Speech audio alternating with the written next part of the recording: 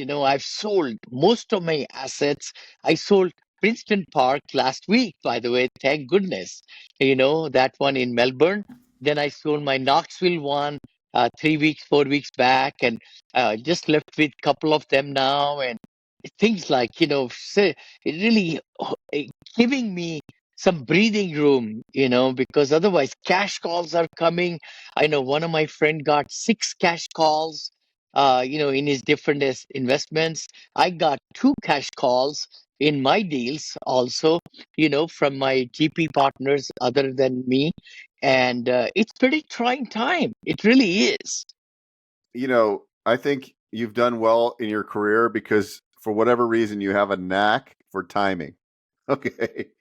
And timing, if you're not if you don't plan on holding a property for 20 years, you need to be a little bit better to go in and out, right? You have to have that knack because long term, I think real estate's a great investment.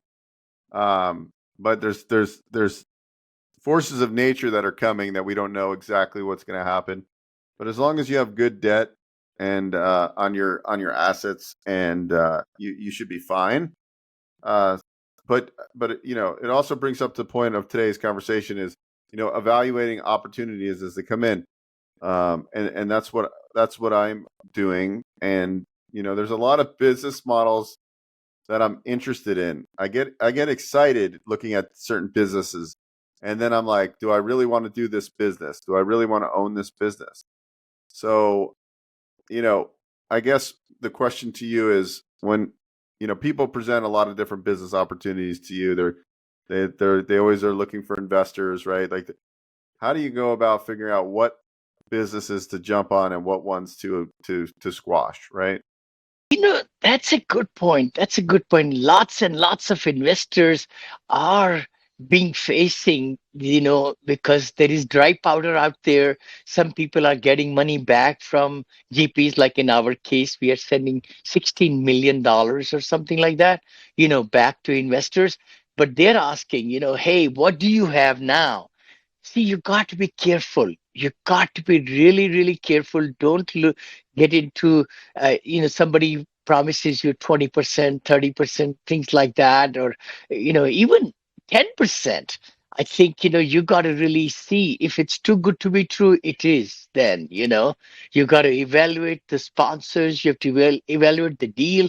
Do you believe in the deal? Ask a lot of questions and look at their assumptions. All those things are very important. And that's what I would suggest.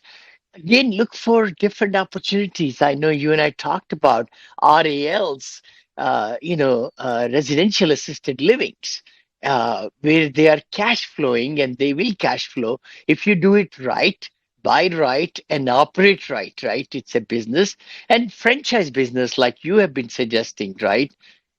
Yeah. Whatever happened to that second RAL you were looking at in Arizona? Oh, bought it in six hours, and it's becoming very good. It's got its license already there in place.